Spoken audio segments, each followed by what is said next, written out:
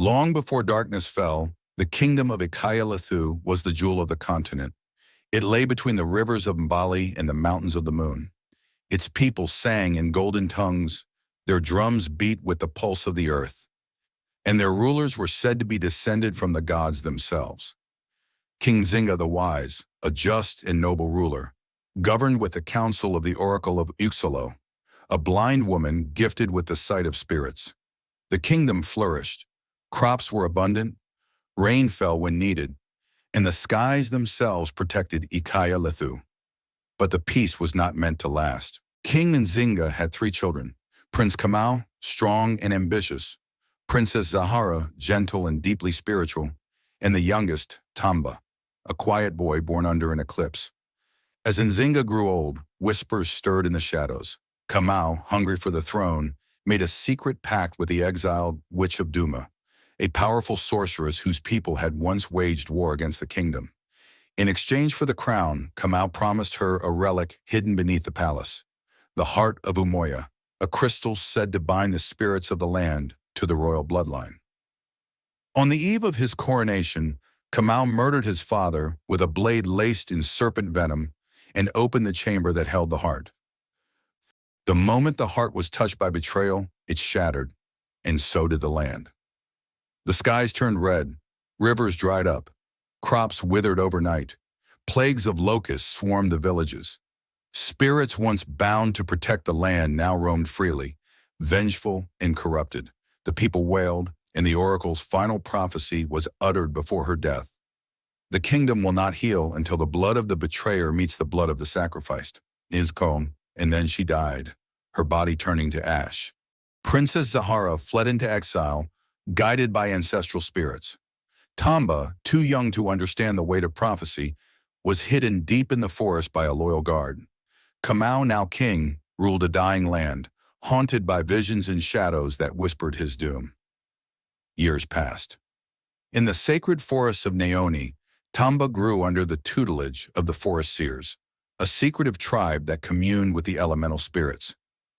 There he learned the forgotten ways, how to speak to animals, walk without leaving footprints, and call fire with a song. Zahara, wandering the desert plains, encountered the children of the sand, desert dwellers who told her of a lion god named Roho, whose eye could purify any corruption. To find it, she would have to cross the gates of silence, guarded by the spirits of the unburied dead. The siblings, now adults, were brought together in a vision sent by their mother's spirit. Zahara found Tamba and told him the truth about Kamau, the prophecy, and the cursed relic. Together they decided to break the curse. Their journey was long and perilous. They faced the Bone River, where crocodile spirits demanded tales for passage; the Whispering Dunes, where travelers lost their minds to illusions; the Tower of Mourning, where Zahara was forced to confront the soul of their father. Along the way, Tamba uncovered his true power. He could heal wounds, not with hands, but with stories, retelling lost truths to men-broken spirits. Back in Ikayalathu, King Kamau had lost all reason. The palace was in ruin, guarded by shadow beasts, and the city's once proud people had become pale echoes of themselves. Zahara and Tamba returned, guided by ancestral spirits and a loyal army of forest warriors, desert tribes, and awakened spirits of the land. They stormed the ruined capital.